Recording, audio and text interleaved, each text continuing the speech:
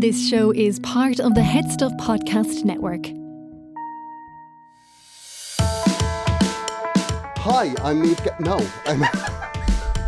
Hi, I'm Gearoid Farrelly. And I'm Niamh Kavanagh. And you're listening to Agony Rants.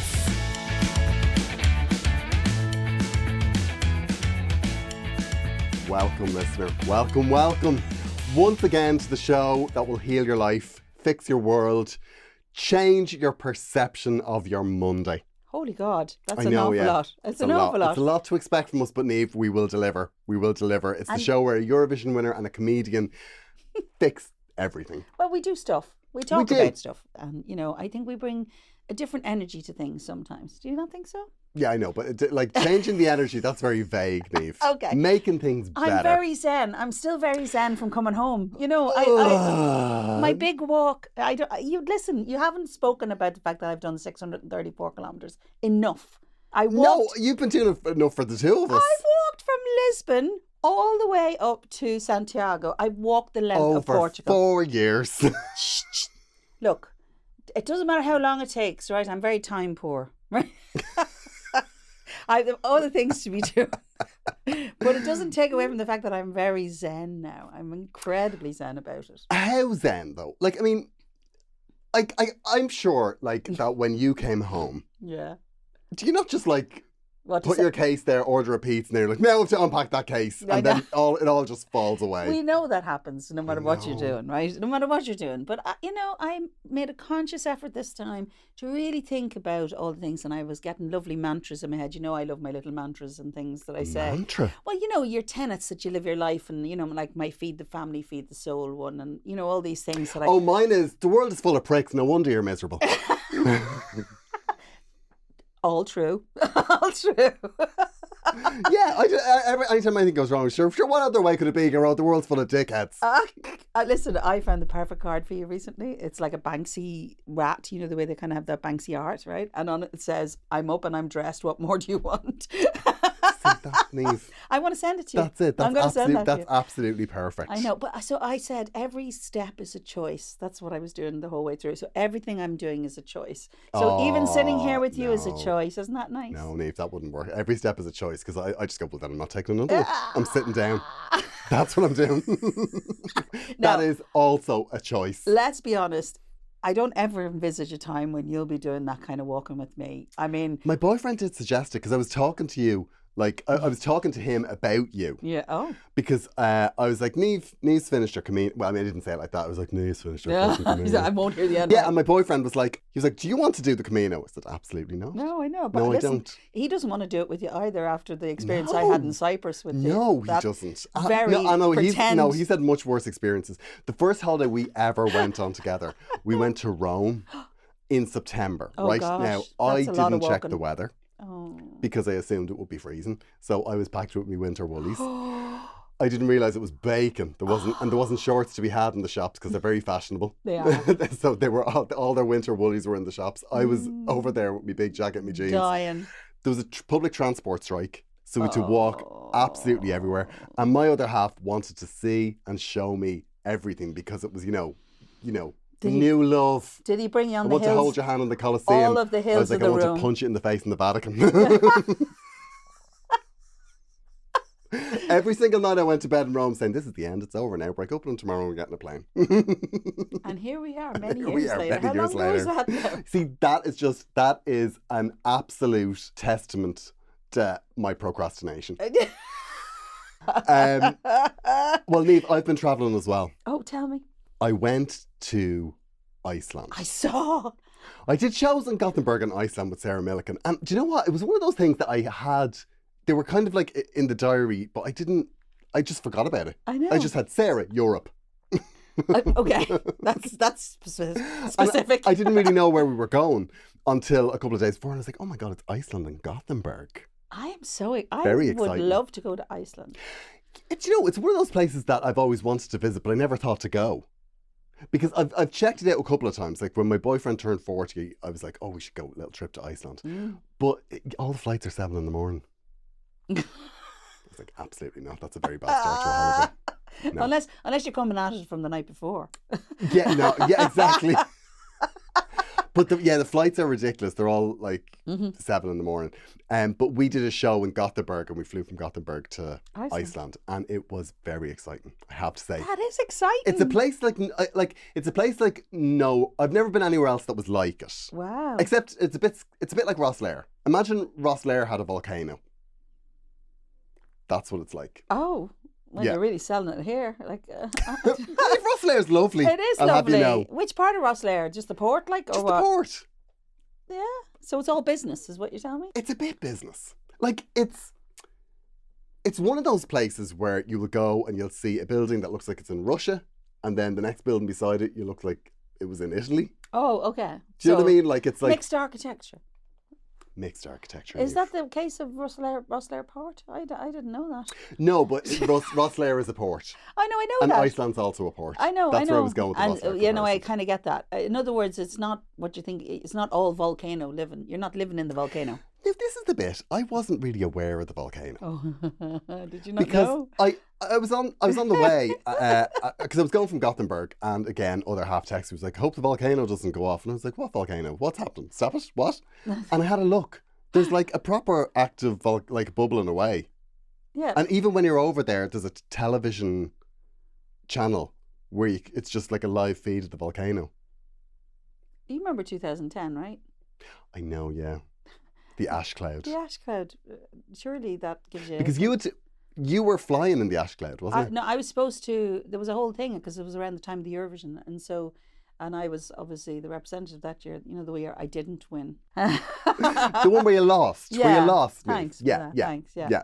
Anyway, so the thing is, we had to race to get there in time to do our rehearsal, and they were closing airports all over the place Because of the ash cloud. because of the ash cloud. So we, myself and the head of delegation left early to make sure we got there, because at least if I was there, we could rehearse. On like a private plane. No. We were on a ferry from Dublin to No, Holyhead. Niamh. No, wait to hear this. No. wait to hear this. We got a train then from Holyhead down into London in the hopes of getting a flight out of London. The alternative then was to get in on the Eurostar across into Brussels, and actually we were going to drive all the way up to Norway. I was very excited about that. Now, I would have been wrecked, Niamh. but I would have loved that. Do you want to represent us in the Eurovision? No, but it wasn't their fault. Will you go by ferry? I won't. Now, I won't. we got the last Come flight. back with a counter offer, please. I swear to God, we got the last flight out of London, right? And it was raging then because I didn't get to drive that big bridge that goes between Denmark and... So you flew from London? We flew from London into Norway, so we're there maybe a day or two ahead, right? So, but we had to be sure that I was there for the Tuesday morning. And then Tuesday morning, the rest of the delegation flew in because they opened all the airports again. But they dragged you like a... Oh no, but we had an adventure. It was lovely. Niamh, you see, this is where we're fundamentally different. We are different. I We're see fundamentally every different. step is When a choice. When somebody says to me, we're going to have an adventure, I say, we're not. No, I know. We're absolutely not. We have been We're on going to sit down, we're going to rethink, and we're going to regroup and come up with a plan that makes this very easy on everybody. Gearoid. We're more alike than you think. When I arrived in Iceland, I didn't realise that the volcano was... Like, it's like the towers. Yeah. Like the Rings End Towers. Yeah, no, it's right there. It's just like you're driving and it's just like you can see the fissure there with the glow and you're like, I know. what's that? And you're like, it's the volcano. It's like, why are we driving towards it? It heats the whole town. Has nobody here ever seen a movie? Like when the volcano, when it starts to glow red, that's when you move away. I know. But it's been glowing red a long time. And I'll tell you what we did do as well. What did you we do? we went whale watching. Yeah, we went to see a humpback whale freezing. Did you? It's absolutely No. freezing. Did I? No, it's Yeah, it would absolute- be. And do you know what upset me? What? Right? I'll tell you what upset me. What upset you? I had in my case, back at the hotel, I had my dungarees and I also had a hot water bottle. Right? Now, I will say this to dungaree wearers everywhere. If you haven't put a hot water bottle down the front of your dungarees, you haven't lived. And that was, while we were whale watching, that's all I could think of, was how perfect would this have been if I'd have worn my dungarees with my hot water bottle down the front. And how far down the front is it? No, it goes right down and sits on your belly. Oh. Now, I have to say, there was a TV licence inspector did call to the door there recently to inspect the licence. And And you had it in? yeah, he did go, I've clearly caught this man in the middle of a mental health crisis. What shape is the water bottle? Because you get lots of different shapes. It's a normal water bottle with like a furry sack Like myself, Niamh. Oblong with a furry sack. Just like me. It's the end of Glamour Hammer. Niamh, enough is enough. It's done. It's done. I have 3 shows left. I miss it already. Will be, I will be in PSLC, the Portmarnock Sports and Leisure Centre. I know. Is that beside Tamangos? I'm surprised too. Is that beside Tamangos where the gang goes? Yeah, it could be Tamangos. Okay. The PSLC, so I'm sure I'll be doing my show and there'll be people coming in looking for Pilates. But anyway, Love it. in Portmarnock, I will be there on the 27th of April, and then I will be in Strabane on the 8th of May. Oh. And then I will be in the Civic on the 8th of June. Just randomly. Yeah, Strabane, I think it's the 8th of May. It's May anyway, Strabane. Fabulous. If you want to buy tickets, it's gearoid.com or through the link on my Instagram bio. And that's it done. We are pausing for a moment to remind you that Agony Rants is part of the Head Stuff Podcast Network. If you would like to support the show, you could do so by paying as little as €5 per month. And in return for that, you will get bonus content from us and all of the shows in the Head Stuff Podcast Network. Our bonus content, Niamh? Our bonus content is Vintage Rants, and we love it. We love Vintage Rants. It's so fun. It's so fun because we basically take old problems and solve them and then totally ridicule the people who wrote. So we would love you to join us for that. It comes out every 2 weeks. Yeah. And you will also get all of the bonus content from all of the other shows on the Head Stuff Podcast Network. But more importantly, what about Double Love? Double Love. That is the show that we're cross-promoting. And that is a show. It's a podcast about Sweet Valley High. Did you read Sweet Valley High? No, I kind of missed that out. I was slightly too old when they came out, but my sister was obsessed. With Sweet Valley, I loved Sweet Loved Valley High, it, the yeah. TV show. Yeah. Because in their bonus content, they review the TV show. Oh. But on the main feed, they review the books. And it's Karen and Anna, and they're absolutely hilarious. Have a little Love listen to the this. clip. This is how it's always been. Double Love is a podcast in which we explore the strange and terrifying world of Sweet Valley High, book by book. Join me, Anna Carey, And me, Karen Moynihan. as we revisit one of the maddest series of books ever written, or ghostwritten. If you ever read about Elizabeth and Jessica, the perfect blonde Wakefield twins, then you might enjoy listening to us absolutely tearing them to shreds. Affectionately, of course. Of course. And even if you didn't, there's still plenty of drama, kidnapping, stolen boyfriends, and school dances to entertain you. Find us on the Head Stuff Podcast Network and wherever you get your podcasts.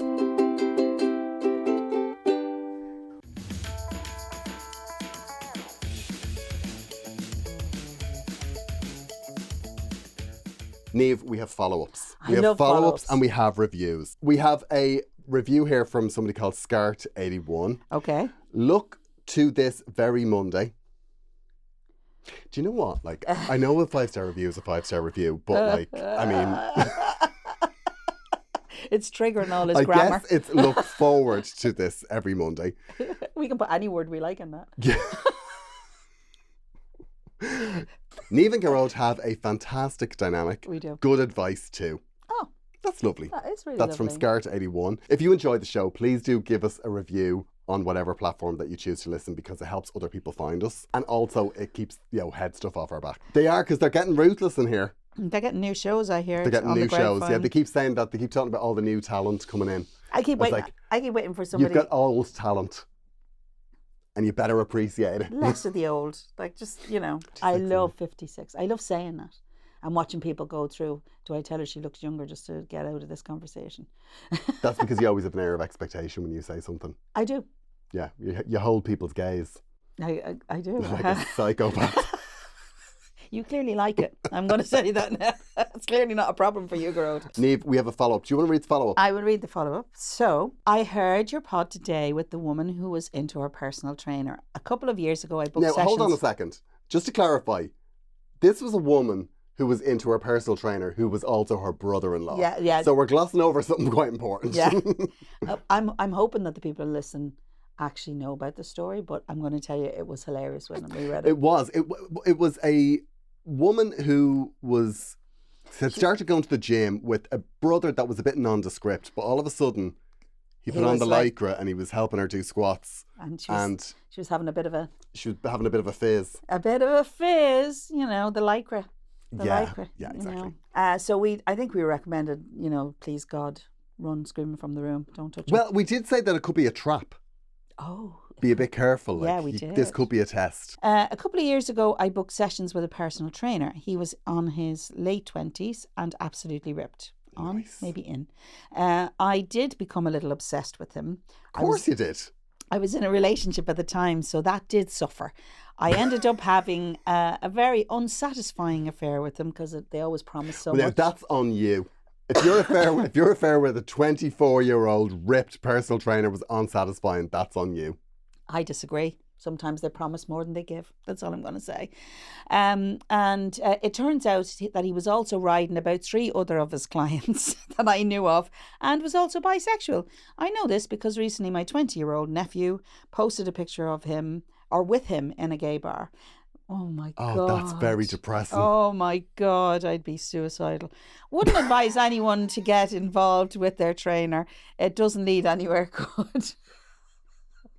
Imagine getting that text. Imagine sleeping with somebody what I that found. treated you like dirt and then you see your nephew snogging them in a bar. That's very grim. The thing about personal trainers is I do think that there's a level of narcissism going on with them.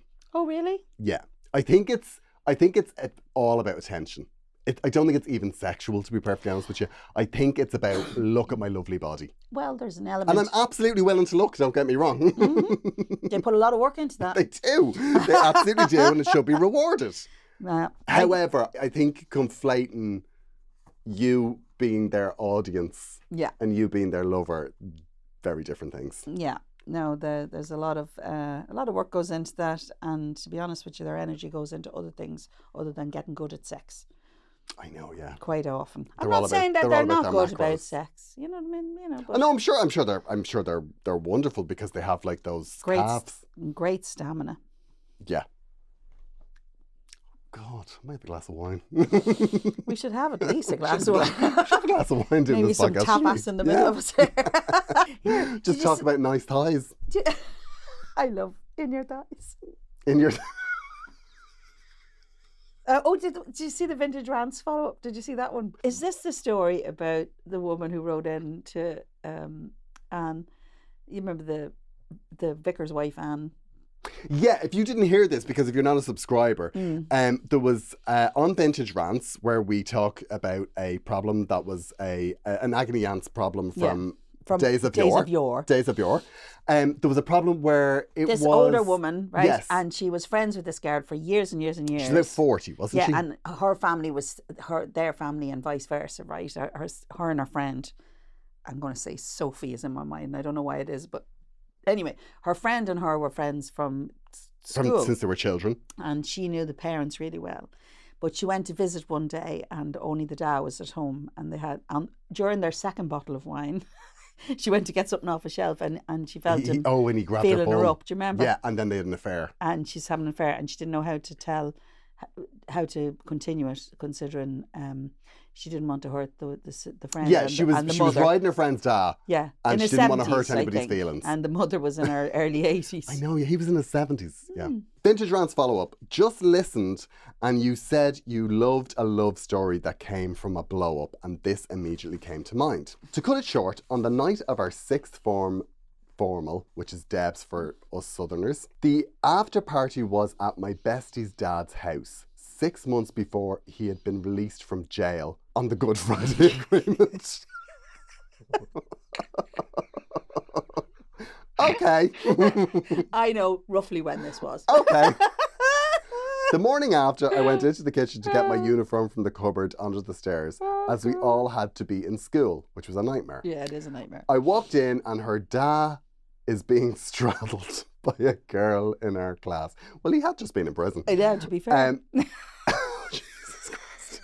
He was 40 and she had just turned 18. There was obviously a huge blow up in the time following, but they got married and had 3 kids. Well, that's good, isn't it? I always like a happy ending. What? Yeah, so did he. But I feel the use of, there was obviously huge blow-ups after the Good Friday Agreement situation. Yeah. He was in jail. I'd say there was a few blow-ups before he went in. Well, if you didn't hear that, that's on last week's episode of Vintage Rants. Yeah. You can check that out.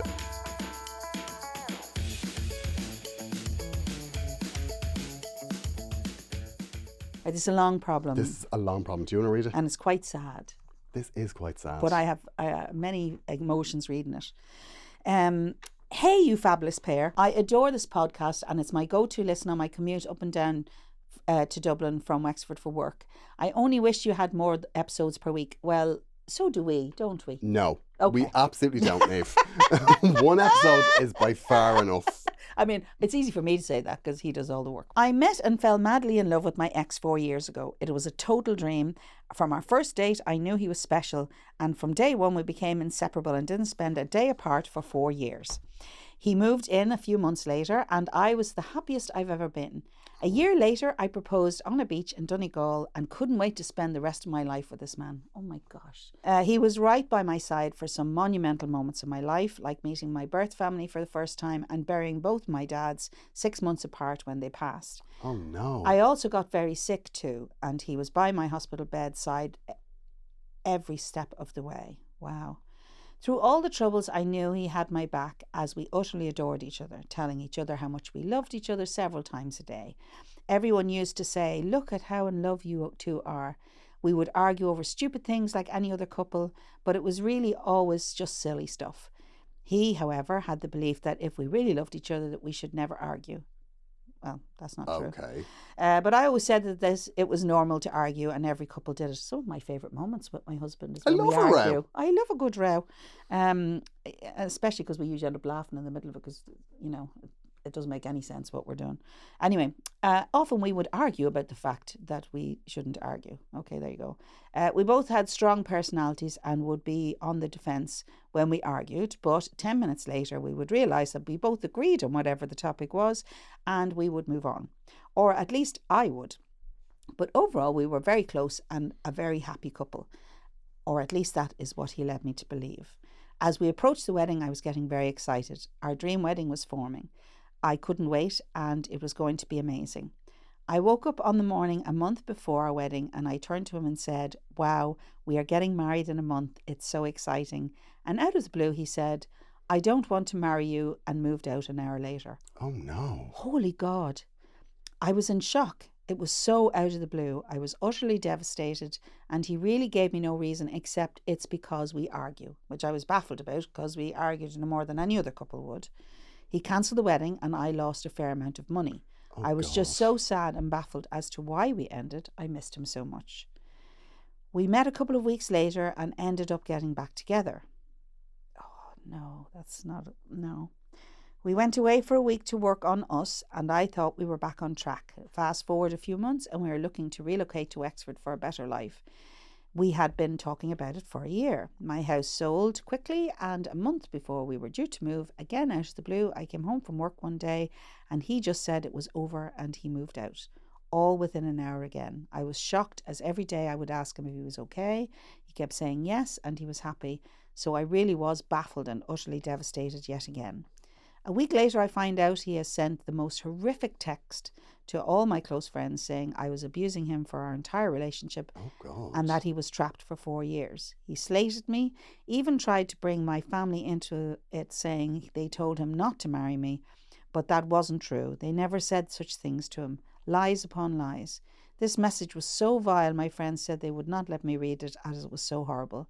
Over time I heard all he had said though, and thankfully none of my friends believed it or anything he was saying. They said his message was so full of contradictions and none of it made sense. Jesus. Here's my dilemma. It's been 7 to 8 months since we split and he made those false accusations.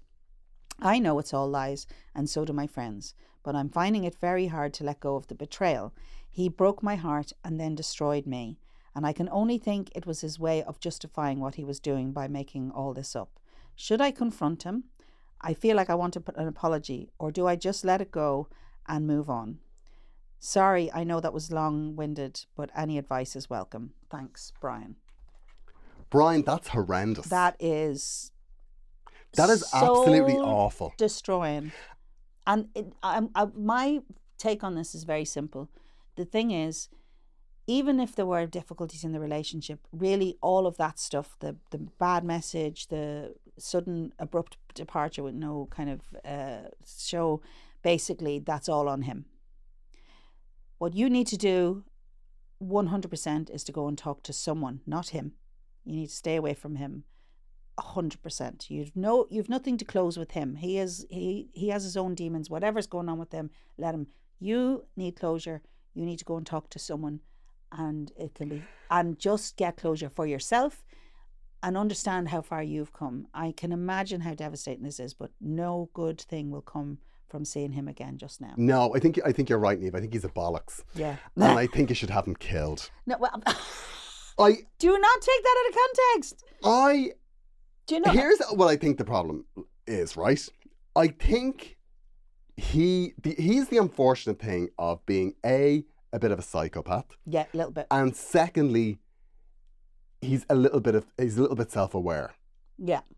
So he knows that what he's done is absolutely horrendous. Mm-hmm. So what he's trying to do is he's trying to justify his own terrible behaviour. But there's a lot of manipulation in what's happened Completely. here. It's like, you know, a month before you lost the money, then he comes back into your life, and then suddenly, you know, you're moving somewhere else and you're starting a new life, and then he leaves you to do that on your own. Also, you don't want to be in a relationship with somebody where you are constantly asking them if they're okay. No. And you're actually, constantly living on tenterhooks. you also that. don't want to be in a relationship where somebody's constantly asking you either. That's kind of difficult. Yeah, completely. So if that's the dynamic of your relationship it's not every right. day, you really have to address why you're in that relationship. Like, I think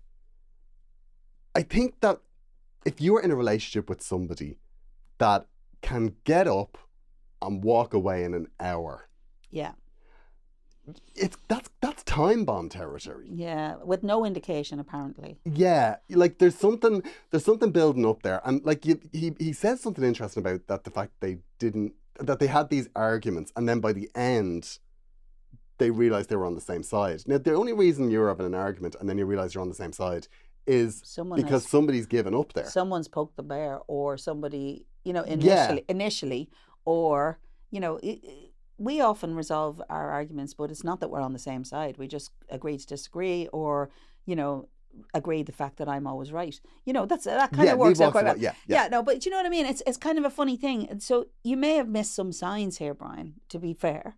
You may have, but that's not enough to justify somebody just getting up one morning. Like, that guy's a monster. He totally blindsided you, not once but twice.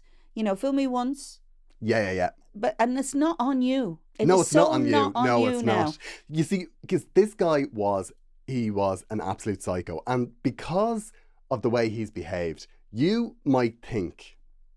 Because here's the fundamental problem, and he's probably not going to like me saying this, right? Like what? The fundamental problem is Brian is still in love with him. Yeah, he is, completely. That's what the problem is. But I think... And you think that if you stand in front of him and say, you betrayed me, and he apologises, then you'll feel better. No, you won't. You won't. What will happen is you'll just feel... He'll find a new way to hurt you. Well, what you'll feel is you'll feel still in love with him, and look, he's given me what I need. And what you need is actually to, like, take the love you feel from and smash it up. Yeah, no, I think he is still in love with him. Yeah, he is. But I think there's a fundamental problem here. But you see, we love a bastard. We do. That's the problem. We do. We love a bad boy. We love a bad boy. Yeah. But here's the thing. He invested all this love in this person, right? For 4 years, this fabulous life. And how difficult it is to discover that person isn't who you think it is. Yeah. Or that they didn't feel, maybe they are the same person, but they didn't feel the same way. No, but here's the thing. But that doesn't necessarily negate that time. He's perfectly entitled to change his mind. And he's perfectly entitled to say, do you know what? I'm actually not in love with you. I don't want to marry you, and walk away. But there has to be an indication. Like, you can't just drop that bomb. No. You have to have conversations. You have to have...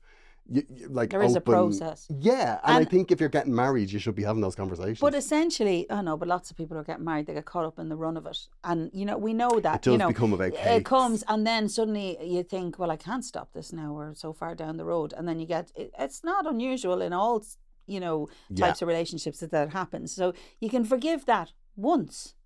But this is essentially twice now. He's come in, dropped a bomb in your life, and then left. Yeah, and you've been, like, what's sad about this is you've been very generous, because you gave him a second chance. Mm-hmm. And you gave him a second chance that he didn't deserve, in fairness. Well, yeah, pretty much. And I understand. And I think if you've been in love with long people, you think, you know, I remember sometime in my first relationship, remember thinking that, you know, oh, I have to give it another chance because we're so in love, and all these ups and downs are just the rocky road of everything. But actually, that if you're having a rocky road before life becomes, you know, at the what we would call the honeymoon period, it's going to get worse after when all this stuff comes in. Honestly, I think you're well rid at this point, but what you need to be now is well rid of how you ratify how you felt there. And I think in some ways we hold on to how we felt about them because if we admit that they were horrible to us in that moment, that it will negate who you are. But actually you were open to love and you gave him love twice, and he rejected it in the harshest way. And actually that's on him, it's not on you. But I would love you to go and talk to someone, not him. You don't need you don't need closure from him.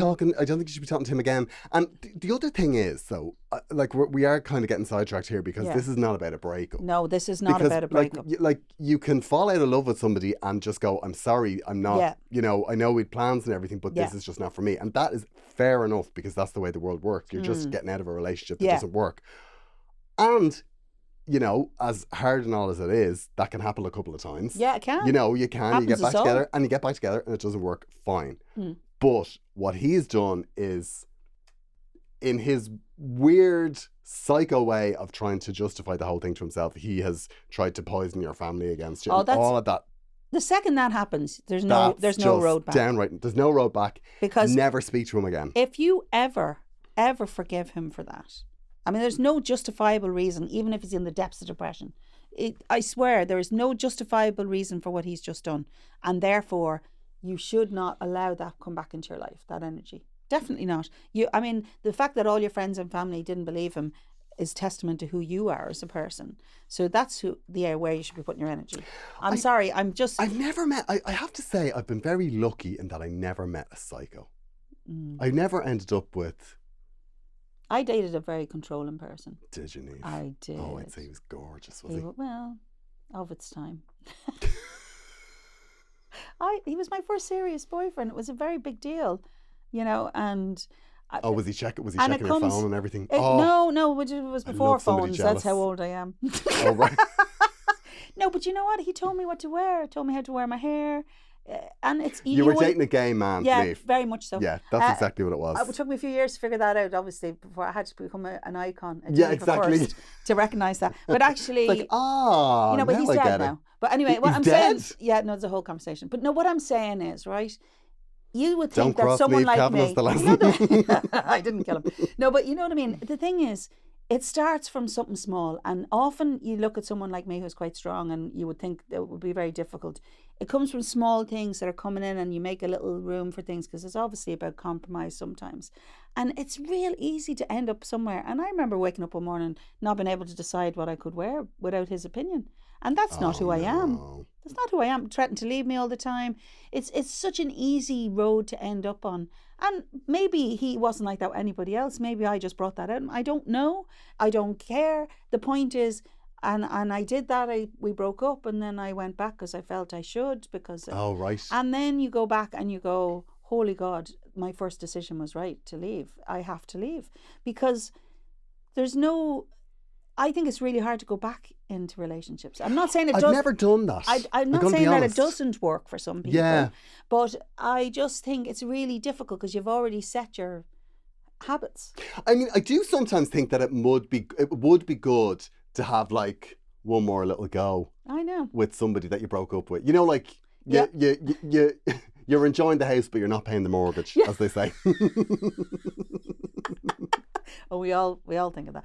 But I think, you're right in that sense. But I think what we are is we're in love with who we were at the time more than the person.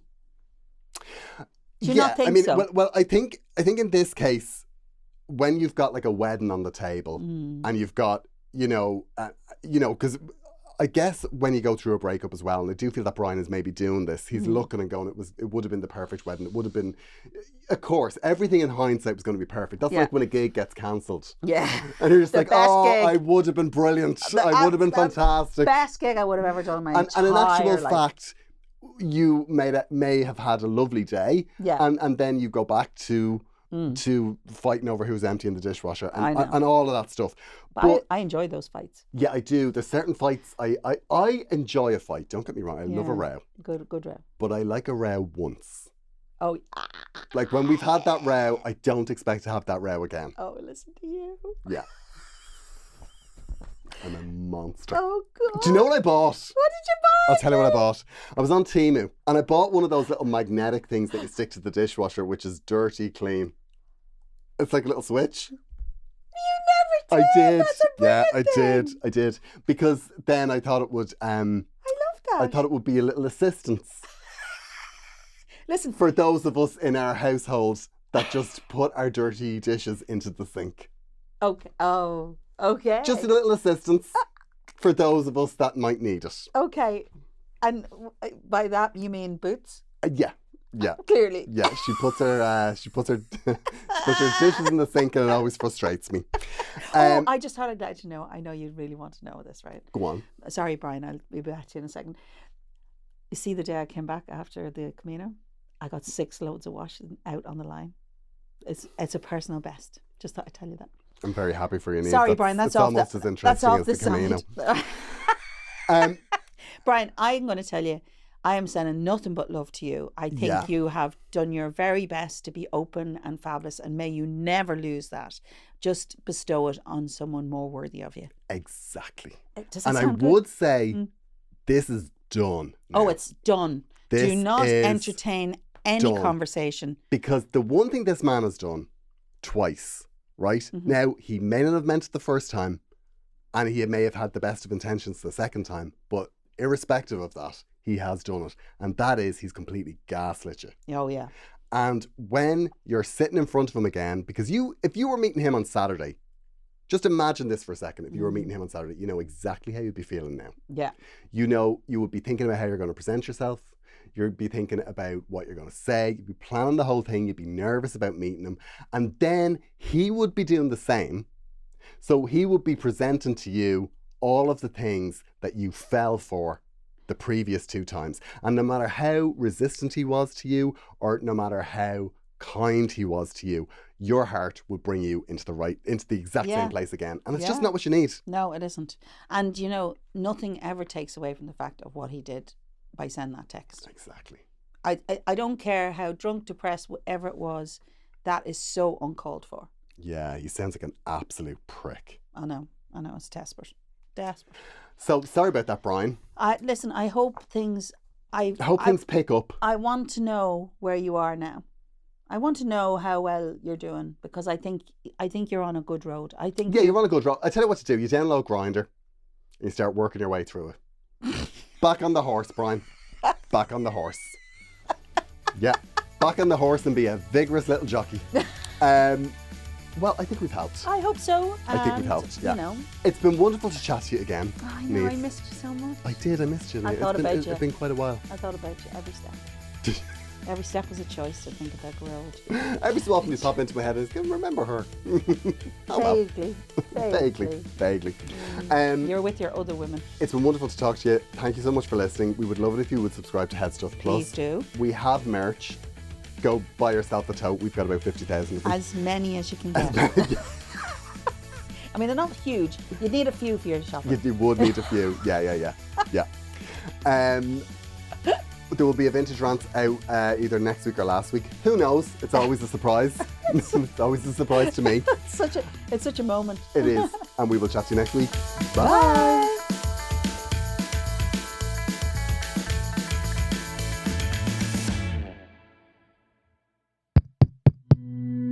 This show is part of the Head Stuff Podcast Network, a hub for the creative and the curious.